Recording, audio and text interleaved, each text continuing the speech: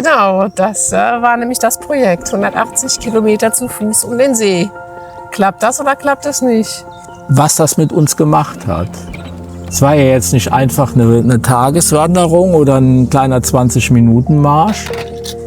Wie viele Tage waren wir unterwegs? 13 Tage sind wir unterwegs gewesen. Hört sich viel an für 180 Kilometer. Ne? Das sind ja am Tag nur 12 Kilometer. Damit fängt es schon an. Ja, genau. In deinem Kopf ist das nur 12 Kilometer. Und in meinem Kopf ist das zurückgeblieben als, oh Mist, schon wieder über 10 Kilometer. Ja, warum ist denn das so gewesen? Also eigentlich haben wir uns vorgenommen, jeden Tag 20 bis 25 Kilometer zu laufen. Am ersten Tag hat es schon nicht funktioniert. Es gibt 2 Arten von Wanderungen. Die erste Art ist ein Spaziergang. Geht's wirklich los? Die zweite ist ein Gewaltmarsch. Es gibt sogar 3, würde ich sagen. Weil zwischen Spaziergang und Gewaltmarsch liegt noch die Wanderung ohne Rucksack auf dem Rücken. Zu vergessen ist natürlich nicht, dass wir riesengroßes Gepäck dabei hatten. Da hast du auf jeden Fall recht, weil das macht meiner Meinung nach die Wanderung zu einem Marsch. Ja. Es war tatsächlich ein Gewaltmarsch. Und was ich jetzt eigentlich erklären wollte, diese 25 Kilometer als Wanderung, das ist ja okay.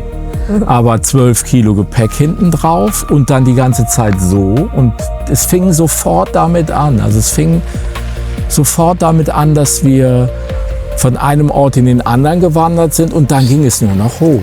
Das haben wir uns ja auch bewusst so ausgesucht. Wir sind gegen den Uhrzeigersinn gewandert und im Norden gestartet. Und dann ging es erstmal natürlich steil hoch, weil wir sind am Westufer entlang gegangen. Ja, von Und da Torbele. sind nun mal hohe Berge. Aber Ja. wir haben gesagt, komm, wir machen lieber die hohen Berge am Anfang, dann haben wir das schon mal hinter uns. Ja, also ihr merkt so ein bisschen, worauf es hinausläuft. Wir müssen vielleicht mal überlegen, wie wir das jetzt strukturiert erklären, damit ihr es auch versteht. Wir können vielleicht zuerst mal sagen, warum wir das überhaupt gemacht haben. Wir sind ja aus Marokko zurückgekommen, waren ein halbes Jahr in Marokko und damit in Afrika unterwegs. Und dann sind wir in Italien wieder angekommen und es war richtig scheiß Wetter und irgendwie mussten wir erst mal wieder ankommen und zu uns kommen vor allen Dingen. Und dann habe ich gedacht, Sport machen ist immer gut. Zusammen Sport machen ist besser. Also habe ich überlegt, was könnten wir denn tun und bin dann auf die Idee gekommen, diese Wanderung zu machen, zu Fuß um den See. Ja, wir haben uns ja schon auf Marsch geeinigt.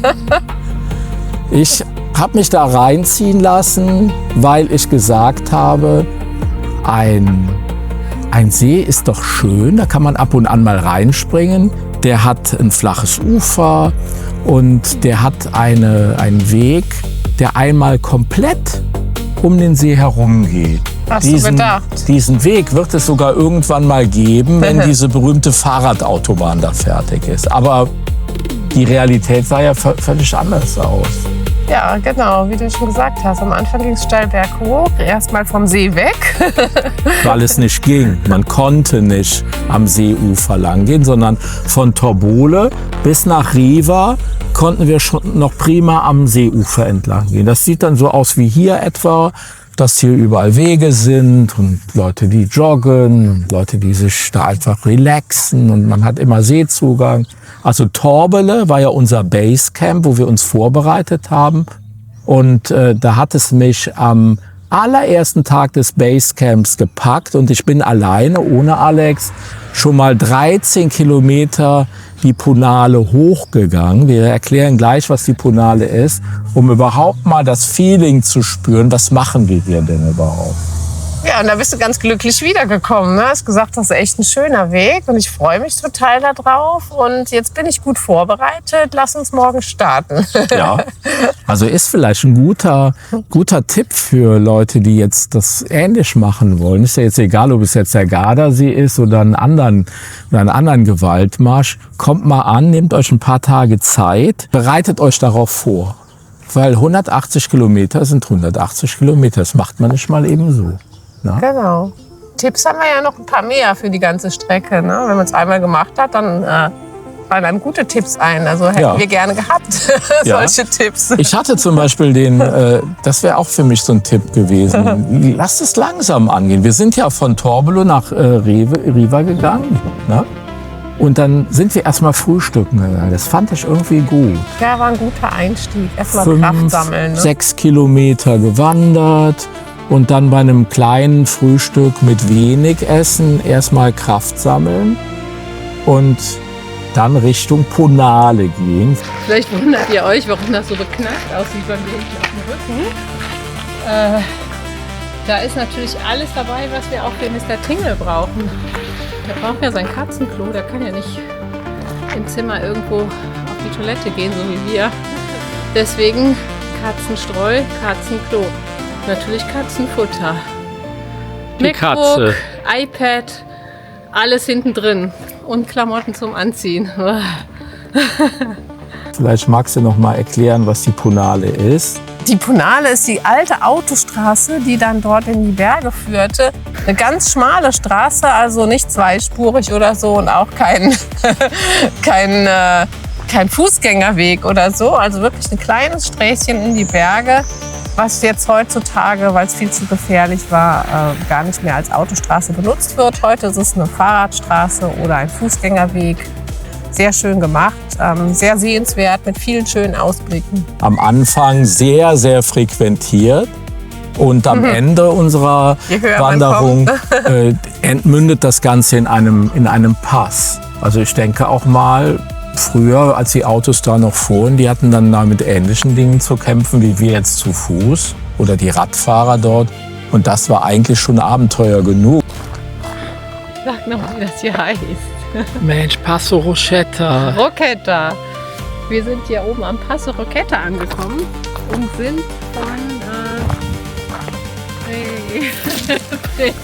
ich kann mir die Namen nicht merken. Tresina.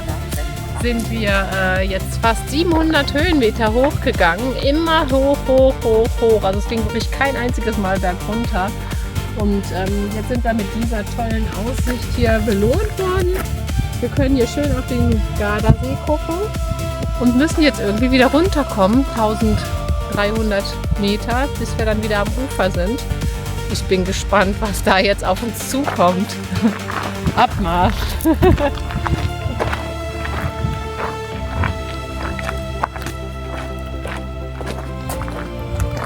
Ja, so Tipps. Sollen wir beim Thema Tipps bleiben vielleicht noch? Ja. Also Tipps. Ich hatte gerade so viele tolle, jetzt bin ich wieder ein bisschen abgekommen. Ja, also langsam gehen, nicht überschätzen am Anfang, nicht zu schnell starten und dann in den Tunnel noch langsamer gehen, weil da kühlt ihr wieder ab.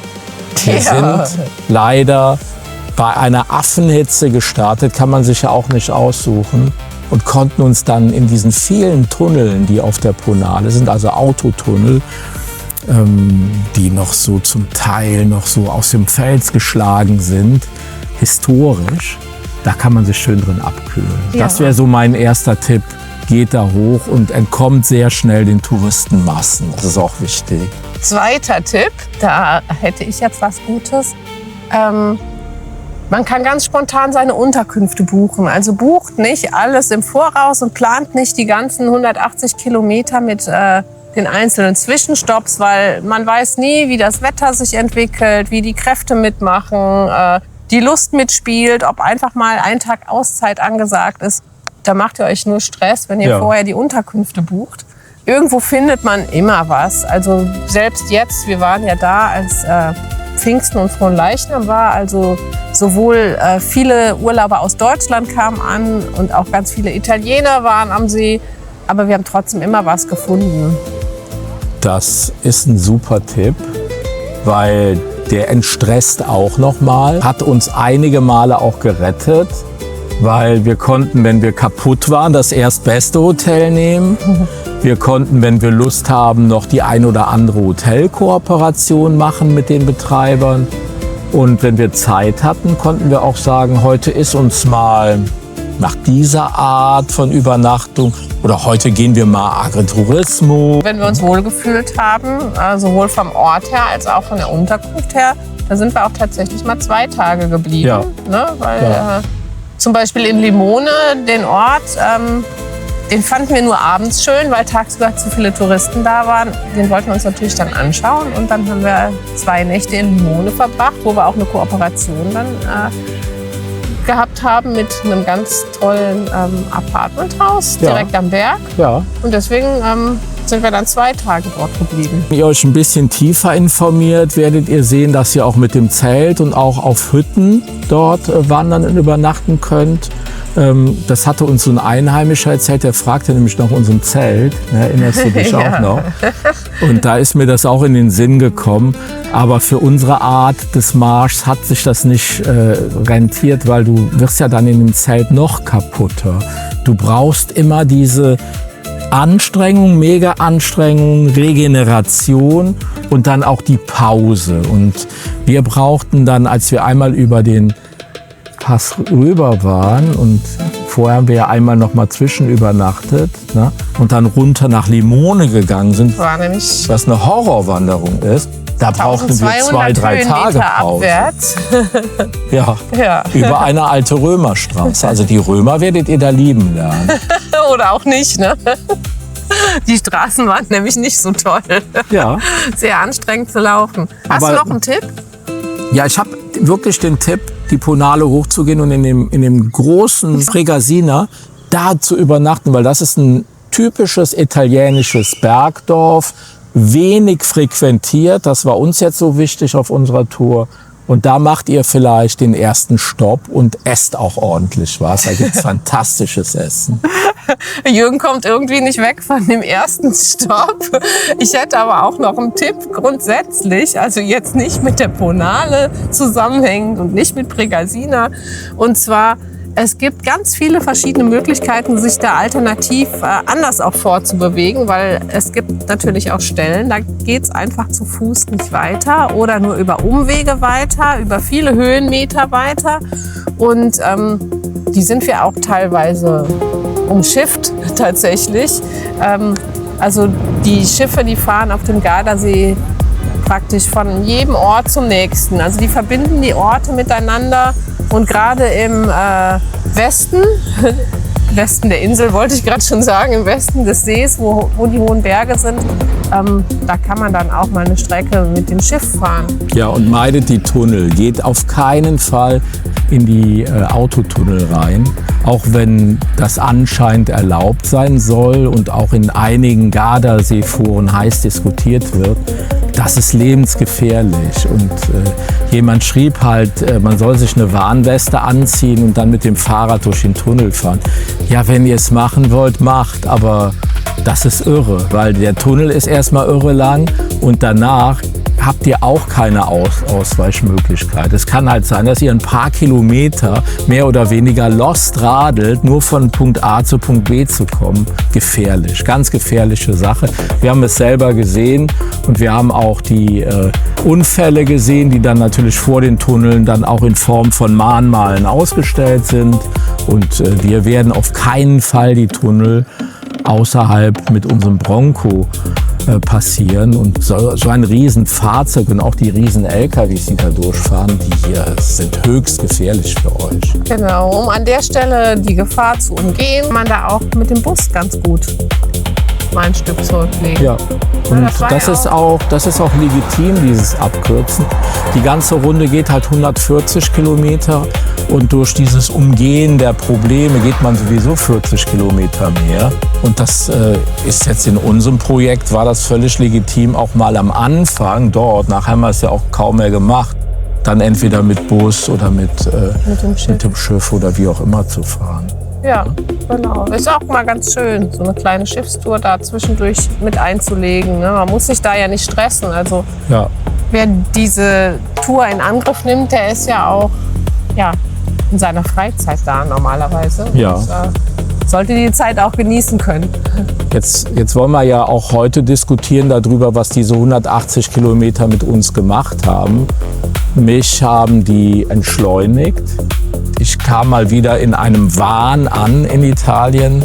Ich hatte eine Art, wie nennt man das, wenn man von Afrika nach Europa kommt, ein Kulturschock. Ich war überhaupt noch gar nicht in dem Thema Italien drin. Ich war auch schon sehr, sehr oft in Italien, sodass ich auch schon so eine kleine Langeweile entwickelt habe.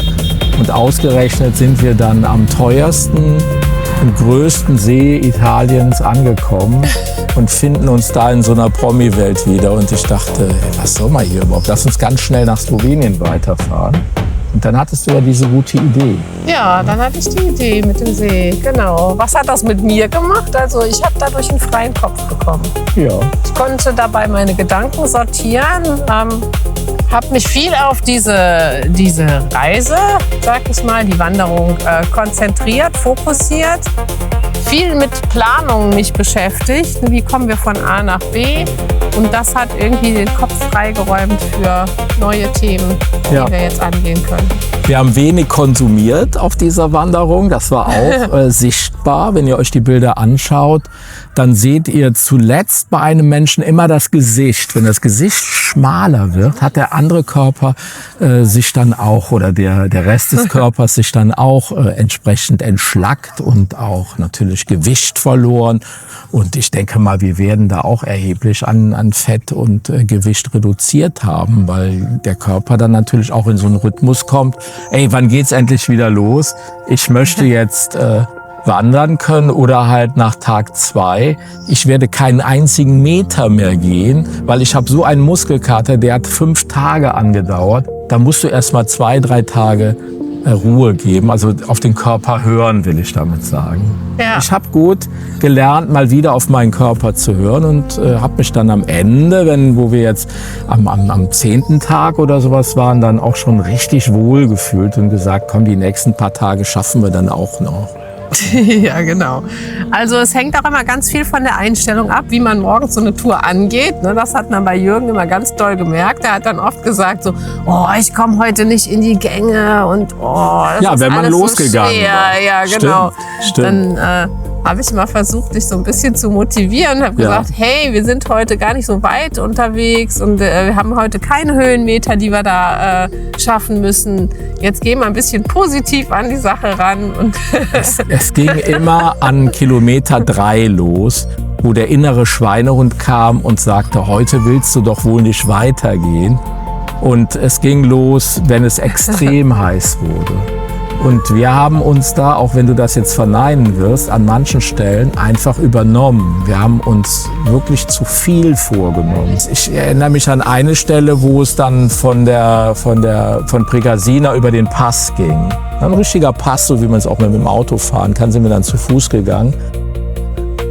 Die letzten 500 Meter, habe ich vielleicht eine Stunde für gebraucht. Ich bin echt am Ende meiner Kräfte. Mache immer wieder Pausen zwischendurch und suche den Schatten, der Gott sei Dank hier dauerhaft auf dieser ganzen 4-Stunden-Wanderung. Ich bin gegangen, stehen geblieben, geatmet, geguckt, geflucht. Ihr merkt schon, wie ich das so ein bisschen verfluche. Und Alex ist immer bei mir, das ist echt gut. Also wir geben uns da nichts, machen immer viele Pausen und sind gleich an einem der spektakulärsten Punkte dieser Gigantenwanderung. Schritt für Schritt für Schritt für Schritt, es war zu viel. Mein ganzer Körper war out of energy und dann haben wir uns ja oben auf dem Pass, glaube ich, noch 2 Stunden hingesetzt und dann ging es erstmal wieder weiter. Ja, obwohl wir wirklich fast am Ziel waren, aber wir konnten einfach nicht mehr weitergehen. Da hatten wir ja auch noch unseren kleinen Mr. Tingle dabei. Ja, Pass hat er noch mit uns gemacht. Danach ist er ja in Quarantäne gekommen, wie ihr wisst. Sonst schaut euch gerne noch mal das Video an, was wir verlinken. Aber diese Story ist ja noch mal eine ganz, ganz andere Story. Die brauchen wir, glaube ich, heute nicht noch mal nicht komplett ausführen. Zu erzählen. Aber das ist auch noch mal so ein Ding. Es passieren ja auf so einer Reise. Also wir haben jetzt so ein paar Touren vorgegeben, die könnt ihr euch auch auf Komoot angucken. Unter Garda 180 gibt es ein paar Etappen und die seht ihr auch bei uns auf dem Blog, im Blogartikel, da ist das alles genau beschrieben. Also wir haben sind das einmal vorgegangen, haben das vorgeplant, was aber nicht heißt, dass ihr das genauso gehen könnt, weil es passieren immer unterwegs unvorhersehbare Dinge, sei es, ob das Wetter umschlägt, das wird zu heiß, es gibt ein Unwetter, der Körper macht schlapp, ihr könnt nicht mehr, ihr braucht eine Auszeit. Bei uns in dem Fall war es jetzt noch das Thema mit Mr. Tingle. Wir mussten zum Tierarzt. Brauchten wir auf einmal einen Mietwagen. Genau, da musste brauchten ein wir einen Mietwagen organisiert werden. Mussten erst mal 2 Tage oder 3 Tage sogar uns um andere Themen kümmern. Ne? Das kann alles passieren. Also, ne? Es wäre auch nicht anders gegangen. Eigentlich kam diese Geschichte mit dem Tingle kam genau zur rechten Zeit, weil ich hätte am nächsten Tag eh nicht weiter wandern können. Und dann macht ihr das auch nicht. Wenn ihr wisst, der Körper sagt nein, geht ihr auf keinen Fall am nächsten Tag weiter. Weil früher hat man immer gesagt, wenn du Muskelkater hast, musst du da drüber gehen. Muskelkater sind aber Verletzungen in den oberen Muskelfasern und die müssen erstmal abheilen und der Körper muss sich erstmal regenerieren. Und heute ist man eher so auf dem Trichter, das Gesamtkonzept, kennt ihr aus dem Fitnessstudio auch, Fitness, Regeneration, vielleicht auch mit Intervallen dazwischen, das ist eigentlich das, was man machen soll. Und ich hätte an diesem Tag, wo wir dann mit dem Mietwagen nach Brescia gefahren sind, hätte ich gar nicht mehr Salo wandern sind wir können. hingefahren. Oder Salo, Ja. ich konnte kaum das Gaspedal bedienen. So. Also extremst Muskelkater. Ja, ist eine gute Sache. Ne? Ja. Ja. Also schaut euch das mit dem Tingelchen an. Wir vermissen den natürlich mega und sehen ihn erstmal 180 Tage nicht mehr, von denen jetzt vielleicht 40 Tage rum sind. Und wir haben noch nicht mal ein einziges Foto geschickt bekommen. Das finde ich auch eine totale Unverschämtheit. Da müssen wir Montag noch mal ans Werk gehen. Ne? Ja, machen wir. Naja, gut. Was haben wir sonst noch? Wir haben mal ganz kurz die nach. schönen Sachen, die mir sehr, sehr aufgefallen sind auf der Wanderung. Das sind Quellen, das sind Bäche, die man sieht. Alte Römer-Situationen, die auf einmal im Wald auftauchen. Und ich hatte auch so ein bisschen das Gefühl, dass zum Teil wir uns in Urwäldern bewegt haben, die auch jetzt sich selber überlassen werden. Und dass auch alles dort so ganz gut im Schuss gehalten wird. Allerdings nicht so wie in deutschen Wäldern. Also die Beschilderung und auch das Wegesystem, das ist an vielen, vielen Stellen Fußgänger unfreundlich. Und so mussten wir halt das ein oder andere Mal über die vielbefahrene Uferstraße dann auch rüberrennen. Und einmal, da gab es ja auch richtig Ärger, wo dieser Unfall da an der Seite war und der Blödmann da auf mich so zugerast ist. Aber egal, ne, das kann halt da passieren, muss man sehr aufpassen. Und da erinnere ich mich auch noch an die witzige Situation, wo wir auf der Fahrradautobahn waren und da nur Autos fuhren. Das war auch lustig. Das ist dann so typisch Italien. Ja, das stimmt. Ja. Was ja auch noch schön war, wenn man nicht immer am See entlang geht, dann entdeckt man auch manchmal ganz schöne Sachen. So haben wir ja oben in den Bergen auch so Steinzeit-Graffitis. Das war Steinzeit? Das Ja. waren Graffitis aus vergangenen Zeiten. Also die haben das Graffiti genannt. Ja. War ja auch ein schlauer Move. Und es ist natürlich kein Graffiti, was mit der Sprühdose gesprüht wird, sondern das ist in den Stein reingedrückt. Monatelang wahrscheinlich. Ja, die haben da ganz lange dran gearbeitet und da gibt es jetzt noch immer sichtbar diese Motive, zum Beispiel ein Reiter oder ein Zelt und ne, ganz viele interessante Gemälde. Ja, fand ich toll. Ja. Was auch super ist, wir können so eine Tour im Rahmen unserer Weltreise nicht komplett finanzieren. Das heißt, wir brauchen Partner und Sponsoren, die zum Teil auch Kosten mit übernehmen. Das können wir nie zu 100% kompensieren. Und wir hatten ja auch nur 3 Tage Zeit. Aber da wollte ich noch einen Trick sagen, den ich so aus meiner alten Werberzeit noch kenne. Du kamst mit der Gardasee-Zeitung an, so eine deutsche Zeitung, so wie man die eigentlich in jedem größeren Urlaubsort so bekommt. Und ich habe die einfach Seite für Seite durchgearbeitet und jeden, der nur in etwa etwas mit dieser Zeitung zu tun hat, angeschrieben. Wir haben die Redaktionen angeschrieben, wir haben auch, glaube ich, ein Radio und noch eine Fernsehstation informiert. Wir haben erstmal alle informiert, dass wir da sind.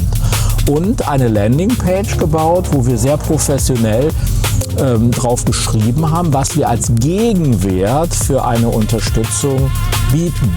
Und so wie es immer ist im Marketing, wenige haben sich gemeldet und einige sind dann letztendlich auch Freunde geworden. Und das finde ich eigentlich noch viel, viel besser als die Unterstützung, dass man auf so einer Tour auch sehr nette und auch sehr vielschichtige Menschen kennenlernt und auch diese Persönlichkeit.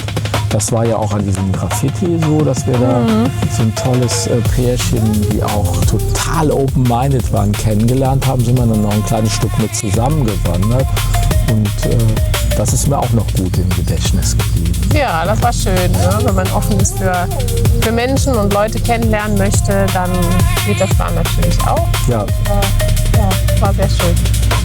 Was haben wir sonst noch? Ja, das, Doch, eine Sache fällt mir noch ein. Einen Tipp hätte ich nämlich immer noch. Ne? Ich bin immer noch bei der Kategorie Tipps.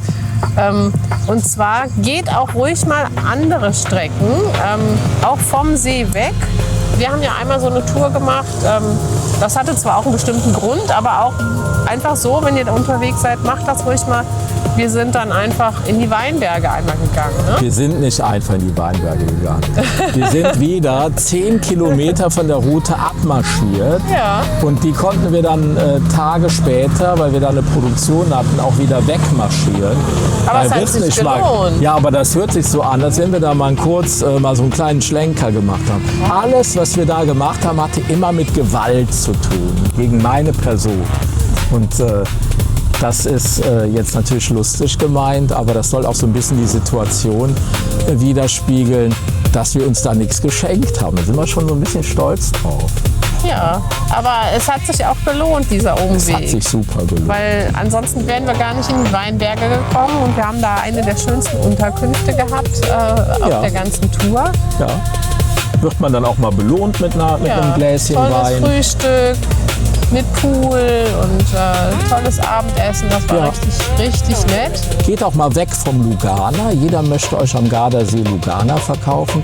Ich habe dann den Italienern immer gesagt, wir sind doch nicht am Luganersee hier, wir sind doch am Gardasee. Gib mir einen lokalen Wein. Und wenn man sich da so ein bisschen durchgefragt hat, bekommt man 2 sehr gute lokale Weine auch, die dann auch nichts mit der Luganer Traube zu tun haben. Mega lecker. Ja, und was ich noch mal kurz thematisieren wollte, was mir halt auch aufgefallen ist, das hatte sich aber schon auf der Fähre angekündigt, das Mobilfunknetz war so schlecht in Italien. Ne? Ja. Danach in Slowenien und auch hier in Kroatien wieder mal komplett top. Ne? Aber Italien waren immer nur 2 Balken, dann funktionierte es nicht, es war lahm, Katastrophe. Ne? Kann man sich dann wahrscheinlich mit einer lokalen oder mit einer eSIM besser drauf vorbereiten. War aber für uns jetzt auch gar nicht so wichtig, weil wir uns da auch sehr entschleunigt haben. Und dann haben wir auch mal das Digital Detox gemacht, einfach mal das Handy weggetan und dafür halt mehr gefilmt und mehr fotografiert und so. Ja. Wie sieht's aus? Würdest du es nochmal machen?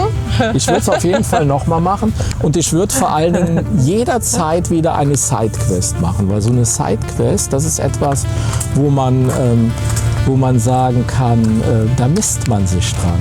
Und auch so ein bisschen mal den Kopf frei bekommen vom Weltreisen und hingehen zu einem Thema, was nochmal in eine etwas andere Richtung geht. Und entweder geben wir uns diese Sidequests jetzt in Zukunft auf unserem Weg von Köln nach Sydney selber oder unsere Auftraggeber und Partner geben uns diese Sidequests. Dann sag doch noch mal genau, was eine Sidequest ist, weil ich glaube, das wissen gar nicht alle, was ist denn das? Das ist total einfach. Wir haben ja unser wirklich Hauptthema. Wir wollen auf der ganzen Welt Unternehmer treffen, die dort im Ausland ihr Glück gefunden haben. Gerne auch deutsche Unternehmer. Das ist ja so unsere Hauptquest und wir fahren mit dem Bronco von Köln nach Sydney. Was aber eine Sidequest ist, das ist ein Projekt im Projekt, ein kleineres Projekt, wo wir sagen, bei der Weltreise, da gehen wir mal mit der kleinen Cablebahn, hier so hängend, mal so in den Grand Canyon rein. wenn ihr uns leiden sehen wollt. Oder wir machen eine Umrundung des Gardasees. Oder wir lösen eine ganz spezifische Aufgabe. Ich kann mich zum Beispiel an eine Aufgabe erinnern, die mal im Gespräch war. Wir sollten dann in Marokko den besten French Taco finden, von ganz Marokko.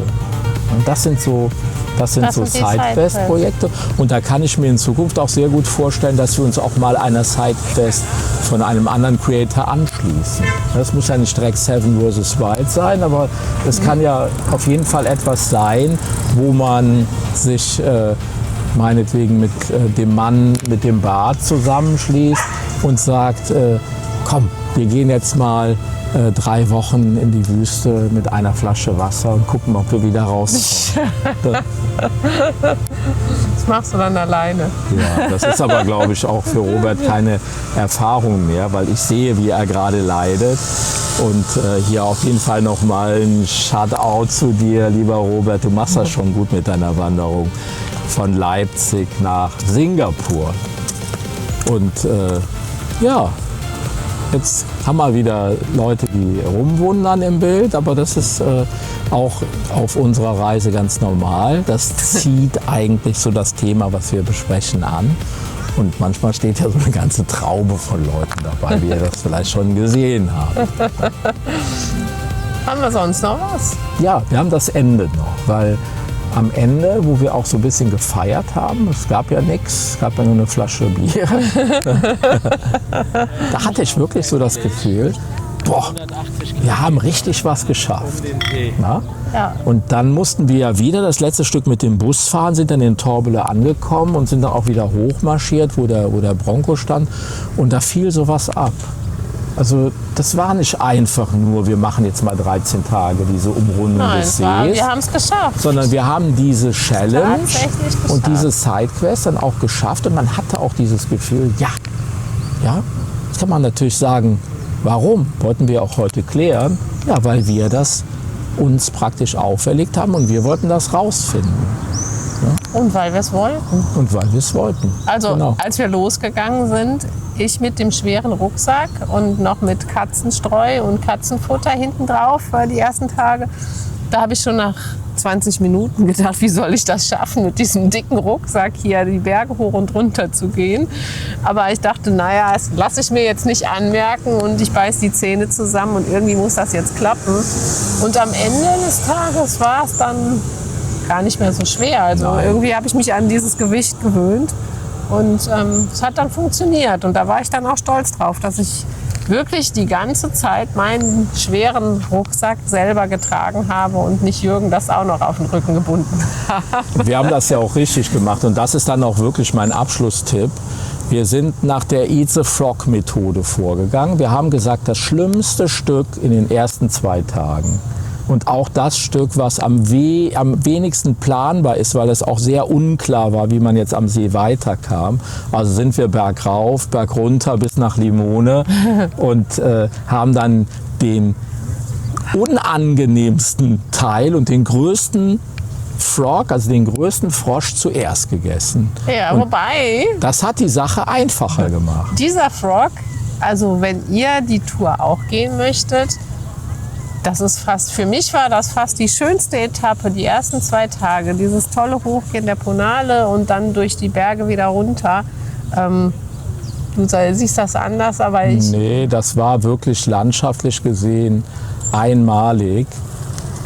Ich sehe es aus dem Grund etwas anders, weil ich immer noch dieses Damoklesschwert des 1000 Meter Abhangs habe. Wenn man über den Pass geht, kommt diese Stelle irgendwann mal. Und dann geht es dann auf so einer Wiese 1000 Meter nach unten. Aber das Gute ist, Das es war ist auch auf einer schön. Wiese und das ist nicht wirklich am nackten Felsen. Ey, wo kann man Also, sowas erleben? Das Ne? ist nicht, wenn man kann auch die Strecke gehen, wenn man Höhenangst hat. Ja, und das ist auch das krasse Gegenteil des Sees. Unten Hypertourismus, Megakonsum und Preise bis zum Dach, bis das Dach anfängt zu brennen. Und sobald man rausgeht, geht mal hoch. Da ist der richtige Gardasee. Da ist so das echte italienische Garderleben. Und da lohnt es sich auf jeden Fall, wie man das so schön sagt, die Pfade nebenan zu erkunden. Und das war's für heute. Ja, vielleicht noch ganz zum Schluss. Schaut euch gerne die Touren mal an, die wir gegangen sind auf Komoot. Würde uns freuen, wenn wir euch damit den einen oder anderen Tipp geben können. Wir brauchen mehr Feedback von euch. Ja, sucht euch eure eigenen Wege aber auch zusätzlich aus und ja, viel Spaß, wenn ihr ebenfalls mal um den Gardasee lauft. Und bis bald hier Tschüss! vor der schönen Insel Krik. Und wir werden uns dann bald wiedersehen.